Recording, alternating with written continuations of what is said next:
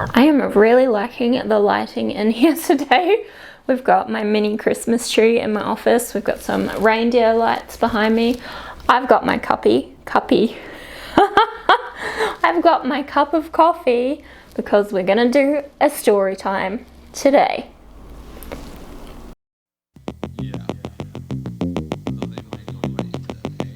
Thought about redoing that intro because I was a bit embarrassed, but then I remembered that's actually part of my personality, is making stuff up with words like that, and I do it all the time. Like I said something really dumb to Luke last night and we just cracked up laughing because it was funny. So I'm going to keep that as the intro for today's story time. So welcome back to another video from yours truly. Thank you for watching, and thank you to my current 8 subscribers who are mostly my friends. Thank you for putting up with what I'm doing right now, and yeah, thank you. I'm also not sure whether my mic is working properly today. I think it is, but I'm probably going to have to go and upgrade eventually because this is just not good for going outside. I need one of those fluffy ones you put on top of the camera sort of thing. But anyway, let's get into today's story time. And I do not know where that burst of energy came from today, but we're here, and you're gonna have to put up with me not wearing makeup and my hair being wet and frizzy because it's humid as heck here in Melbourne at the moment. And yeah, today's story time, we're gonna talk about the day I visited a cult. And a quick disclaimer here, because when I've told this story in the past, they always take it out of context and just assume I grew up in a cult or I was part of a cult for a time in my life. I did not grow up in a cult, nor was I part of it. I just visited for a day, less than 24 hours, and it was part of a field trip for a sociology class I took at university. I just want that to be super clear, because at one of my old jobs I told that story in like a newsletter of like, oh, a fun fact about me is I visited a cult once, and then some people took that out of context and were like, oh, you grew up in a cult? Is that what New Zealand's really like? I guess New Zealand is a bit odd, and you could argue that it doesn't exist and therefore I don't exist. But today I don't really feel like having an existential crisis at all. But let's talk about when I visited a cult. For a bit of extra context, I studied sociology and psychology at uni. I talked a bit about that in my intro video, so go ahead and watch that if you want to. If you want to learn more about that, maybe I'll make a whole video on my sociology master's thesis one day. But right now we're just going to do a story time about when I visited this cult. So context, it's about 2016 or 2017, I don't know the exact year, and I decided I wanted to take a summer paper for sociology because why not? Nerd alert, I know. So I was taking the summer paper and we all found out about this field trip that was going to happen, and oh, I forgot to mention that the course was on collective behaviour, so cults, communes, riots, all of that. So hopefully that makes a bit more sense now. And we found out we're going to go on this field trip. And this field trip was to Gloriavale. Now, if you don't know what Gloriavale is, it's a commune, because they prefer to be called a commune or a community, on the west coast of the South Island of New Zealand. And it's got about, I think, way over 500 members now. But I saw this and at first I was like, oh my god, I don't want to go, that's terrifying. And then I thought about it a little longer and was like, actually, if I don't go, I'm going to regret this for the rest of my life. And ever since I turned down a modelling contract when I was 16, I have vowed to myself never ever to regret anything. Always take an opportunity when it is presented to you, because you never know what might come out of it. So we're trying to live a life without any regrets. So I'm like, yep, count me in. I'm going to go visit a cult. It'll be interesting. And because it was something that not everyone would be comfortable with, there was like no assessment associated with this field trip. Like normally when you go on a field trip, there's an assessment associated with it so that you go on the field trip. But because it was a bit out there, it wasn't part of the assessment for the course. So that being said, we had to fill out all these high risk forms. We had to say what our health problems were, what our dietary requirements were. At this stage of my life, I don't think I'd been diagnosed with IBS. So I think my dietary requirements were pretty simple at this time, but they even catered for celiacs, anyone who was vegan, things like that. And I'm going to add in another quick disclaimer here, because we were told, don't take any pictures. I didn't. Don't post on social media about it. Don't really do anything like that. And here I am. I've posted on social media about this before. I've made a blog post about this, but it's 2023 and I think it's been long enough, and I'm not going to critique the cult in any way or bash them or anything like that. I'm just talking about my experiences, and for all we know, I could be lying. I'm not. This actually happened. It's a cult. I'm gonna get my laptop and we're gonna look that up.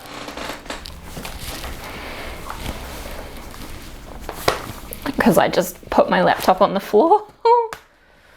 Alright, here's my laptop.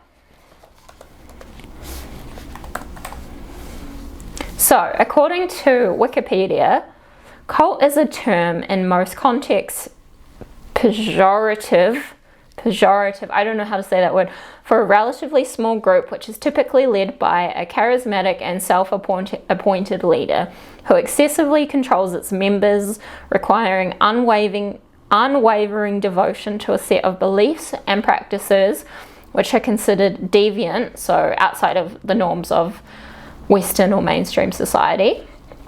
And sometimes the term cult can be used for a new religious movement or social group, which is defined by its unusual religious, spiritual, or philosophical beliefs and rituals, or its common interest in a particular person, object, or goal. So that's Wikipedia's definition of a cult. But my understanding of a cult, and I have a master's degree in sociology, so if you think I'm not qualified to talk about this, fair enough. But I've done enough studies. So how I understand a cult is, one, it's a rejection of mainstream society or Western society. It has 5 or more members, and there is one leader who is usually quite charismatic.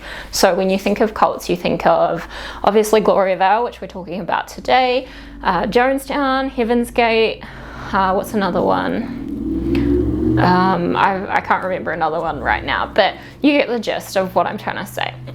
And there's an overarching theme in that cult. So it could be religious, it could be they all worship their leader, usually that's the case. And there's like a sense of devotion to the cult, things like that. What's Gloriavale? As I said before, it is a cult or a commune, as they like to be called, on the west coast of New Zealand. So I wrote a blog post about this quite a while ago, so I'm just going to get that up. So we're going to get my laptop again, because my memory is not that good. I wish it was. Gloriavale is called Gloriavale Christian Community. So their Wikipedia page, I don't know when it was last updated, says they're a very small community, but when I went there was over 500, and I've just noted here that now, as of June 2023, the estimated population is over 700 people, which I find really interesting because their leader, Hopeful Christian, has unfortunately, he passed away. Can't remember which year, but usually when a cult's leader passes away, they often collapse because their lack of purpose and believing in community and all of that, or sense of belonging, has just gone. So I find it really, really interesting that Gloriavale still exists. So let's dive into a little bit of history about them. So Gloriavale was founded by evangelicist Neville Cooper, but he went by Hopeful Christian, and I was fortunate enough to meet him before he passed away. So this was founded in 1969. And the group was originally called the Springbank Christian Community. And some people also labeled it the Cooperites. I know my mum used to call it that for a while. But to be honest, I don't think Hopeful Christian liked that name very much. I mean, he changed his name. And the belief system of this group or community is they were very much fundamentalist Christians. So a fundamentalist Christian is someone who takes the Bible literally. It's not metaphorical, and it's really, really hard to change their worldview or show them someone else's perspective of the world. And they are, creationists who do believe that the world is 6,000 years old, and they do not believe in evolution. And this group is also very gender-based, traditional gender norms. So women in the kitchen, men outside doing the dirty work, things like that. Like you're living in the 50s, basically. They do have a very blue uniform. I'm not too sure how I can describe it. Maybe I can find some photos and just pop them in here. But if you're from New Zealand and you've seen them around, you'll know what I'm talking about. And then it's very much everyone lives with their families, and then the women get married once I think it's when they turn 18 or a bit older, and then they have a choice of a very select few because they need to avoid interbreeding. Is that the right word? I hope that's the right word. I hope it's PC enough. Leader Hopeful was originally born in Australia, and he was invited to New Zealand as a member of the Voice of Deliverance Evangelist Mission. He also survived a plane crash in 1965 in Queensland, although I've never been able to find a source that backs this up. It's on Wikipedia though, that's where I've taken this. So Hopeful Christian spent a bit of time in New Zealand, and then he went back to Australia. And then once in Australia, he encouraged his then wife. I'm pretty sure he had 2 wives based on the story he told us while we were there, but I can't find any sources of that either. So I could just be having a false memory.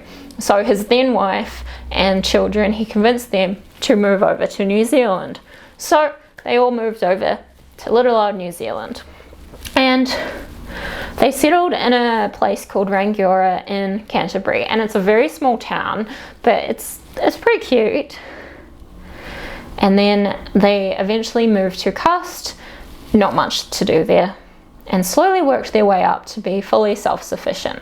So the farming and agricultural stuff that New Zealand is known for, and I think that's why a lot of police or authorities don't tend to go into Gloriavale too much, because they make so much money for New Zealand as a whole with their whole farming community. I don't know too much about that, so I'm not going to talk about that too much, but you know.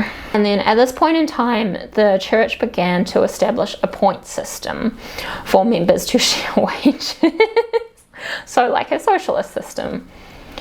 And the reason I'm laughing at this is because the stuff makes me feel so weird, because I just couldn't do it. I know partners will often share money and things like that, but I also like having my own stuff. Oh, I guess that makes me a capitalist or whatever. And many of the members shut down their personal bank accounts as well, as they didn't need them. And this was when the uniforms that we know were introduced today. And I just want to make a quick side note here, is I'm trying to be as unbiased as I possibly can, because obviously when you're talking about cults, there's always going to be negative connotations. That word cult, it just sounds so negative, right? And especially while I'm just discussing the history of Gloriavale. But I do apologize if I am offending anyone by talking about my experiences, but these are my experiences, and I don't intend to harm anyone by talking about them. So back to the history. Following this like start of the community in Cust, it got so big that they needed to move. So between 1991 and 1995, the group relocated to Hypery Valley, where they were renamed Gloriavale.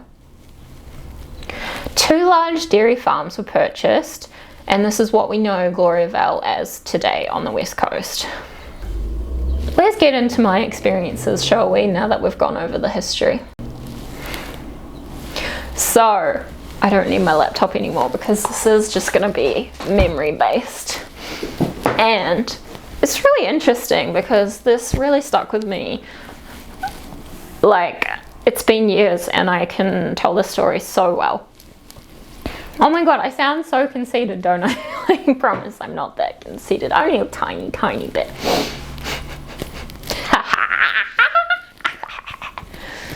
Oh, I'm making this hard for myself because I have to edit stuff out. So, let's get into my experiences of the day. What I remember is we had to get to uni at like 8, 9 a.m. and there were a whole bunch of vans that were going to take us. The group was predominantly women. I think just more women might have been interested in the course. I don't know.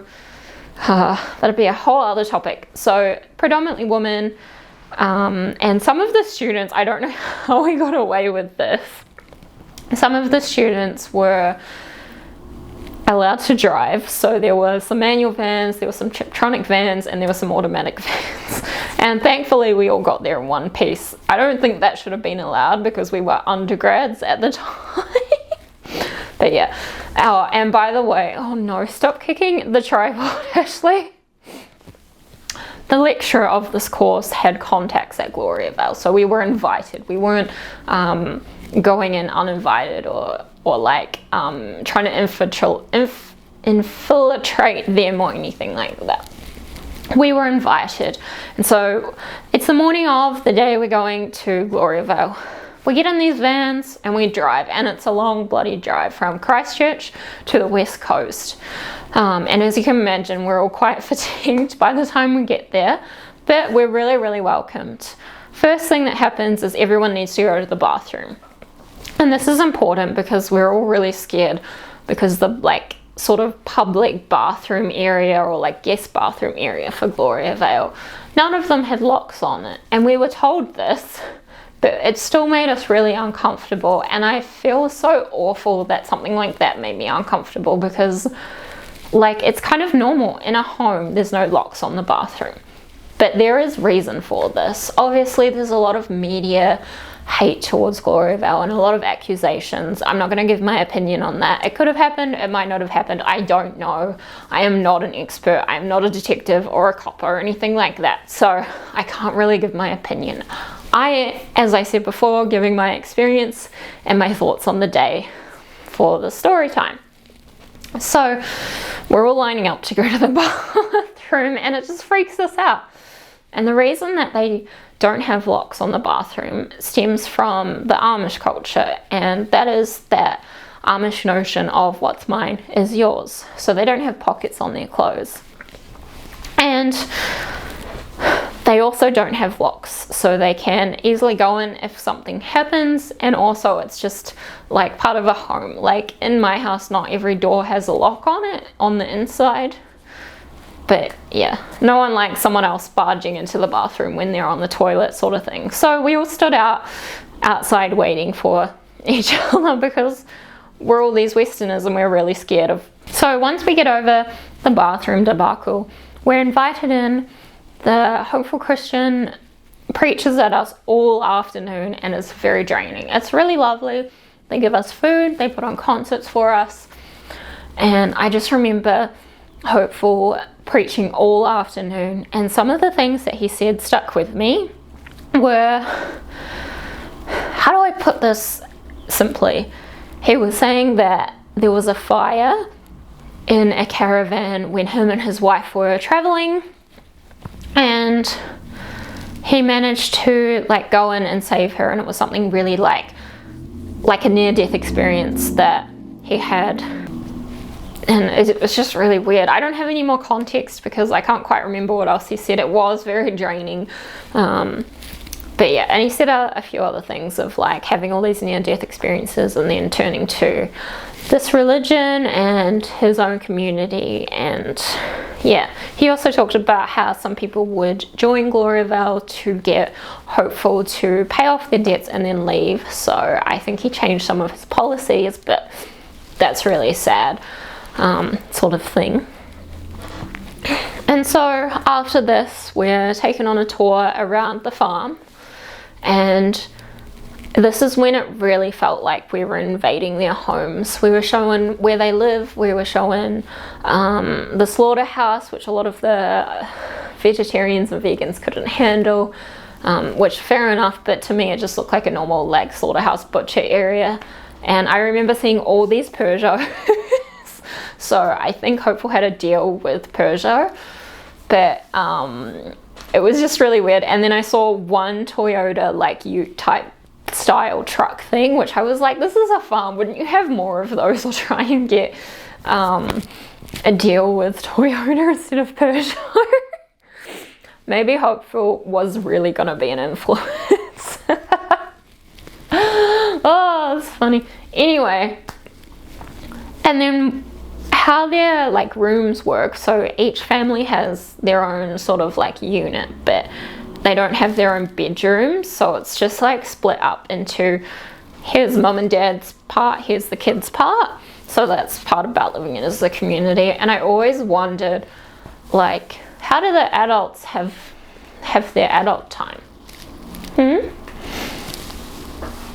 Yeah, like, do the kids go and stay at another friend's house or what? I don't know how that works, and that was an appropriate question to ask them while we were visiting them. But anyway, and I remember like as we were going through the kitchen, like the women's faces were so clear, like there was no pimples, there was no acne, nothing red on their face. And then I realized they don't have any form of contraception. It's not allowed here. So there's not going to be anything that messes with their like natural oils or anything like that. So it's not going to be very common for them to break out or anything like that. But I just found that really interesting, and I think there's some research on people being healthier who live in communes. I don't know too much about that, so we won't go into that today. But that's something we can look at later down the track. And so after we did the tour, we were given dinner, and it was really lovely. The food was organic, and I don't want to sound like a salesperson because I don't want you to go and join the cult, because I want you to live your life the way that you want to live your life. And so we ate this really lovely meal, organic meat, organic veggies, all grown, like homegrown, fresh milk, fresh cheese, even fresh dessert as well. And I don't even think they needed to give us dessert. And I said this before, I'm pretty sure. They catered for the celiacs and the vegans, which they didn't have to do. But the lecturer at the time was celiac, so I thought that was really like lovely. Like, they don't want to kill you. Sort of thing. And before I get to the next part, we were also told they're not going to try and indoctrinate you. Don't worry about it. But I think that was just to make us feel a little better about going. They definitely did try and indoctrinate us. And at this time, it's about like 8:30, 9 p.m. at night, and everyone's pretty drained at this point. Oh, and before I get into this last part, I do remember some of the like children coming out and being like, look, mummy, they're wearing weird clothes, which was really like confronting and quite terrifying, because their worldview have grown up in a different social context to us from a mainstream or Western society. So their worldview is completely different. So to them, our clothes are wacky, even though to us they're like normal. And then I remember some of the kids going to watch a movie, and they were watching, what's that dinosaur movie, Land Before Time. And I remember overhearing, oh, this is just fiction, which the movie is, but the fact that they don't believe in evolution is just, I just find that really interesting that they're allowed to watch these certain fiction movies, which are cartoons for kids, but they're being told it's not real. I guess that's why they're allowed to see the cartoons and not any documentaries or anything. Anyway, we're going back to the end. So it's like 8:30, 9 p.m. and we're getting a chance to mingle with some of the community members. And I was so scared at this point, so drained from all the preaching. And I was just like, I need to go to bed. And I didn't really talk to many of the members at this point because, one, I was probably, I don't want to use the word closed-minded, I was just a bit scared and a little bit in my shell a bit about it because, one, I didn't really know what to ask, and two, I was scared, are they gonna get me into their world? Are they gonna steal me? But no, that didn't happen. No one was indoctrinated. And at the end, they gave everyone a loaf of bread. There was 30 of us, and a DVD about them. And yeah, we went home and we were so tired. And the next day, we still had to go to class. And this is a summer class, so I don't know why it wasn't cancelled. But I remember the lecturer at the time being like, so did everyone enjoy their trip? And we all did. It was really interesting and an important experience to have as a social scientist.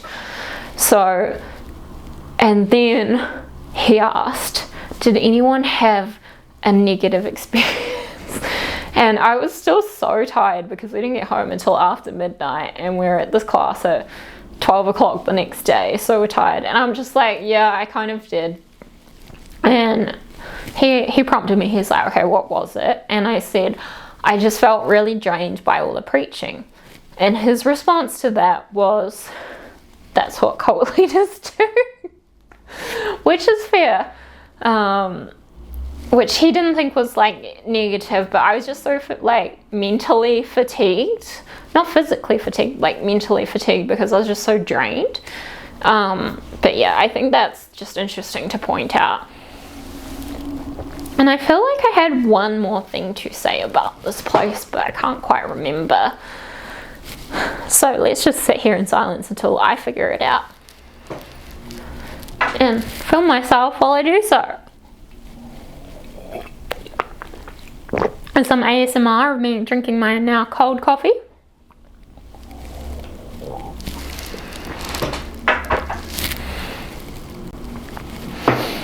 And yeah, that pretty much sums up the day I visited a cult. And I'm very grateful for the opportunity to do it. And I remembered the last thing I wanted to say about them is that the word cult has a negative connotation, right? We always think bad things when we hear that word cult. Community and commune, not so much. So that's why a lot of groups like that use those words. But one thing that is really common is the way that cults, communes, communities, what's another word? There's another word, I can't think of it right now. The way they are portrayed in the media is usually the media will go on attack mode. So Gloriavale does something really interesting, is that they always control the narrative of who's coming in. So I remember they did a documentary with one of the channels once, and they were so mad about how they were portrayed that they decided they're never going to do it with them again. So they are very select with who they let in and who can come and film things, and very select with what they portray. So for all I know, they could actually be in, I can't say essay or child abuse cult. I don't think they are, but often the media will portray it that way. And it's very common because if you think of cults, you can think of SA cases, abuse cases, which I'm sure some are very true, and I don't want to take away from anyone's experience or anything like that. That is an awful experience to go through, and no one should ever have to go through that or relive it, and I'm getting quite emotional talking about it. And I do apologize if this comes across the wrong way. I don't want it to. I just want to show or say how the media might go on an attack for like a cult. So they will attack and be like, oh, we have to go in with the authorities because abuse is going on here, but there might not be any abuse going on whatsoever. If you're kind of interested in that sort of thing, I suggest you watch the documentary Why Waco. It's really, really sad, and I think I should make a video about that one day too.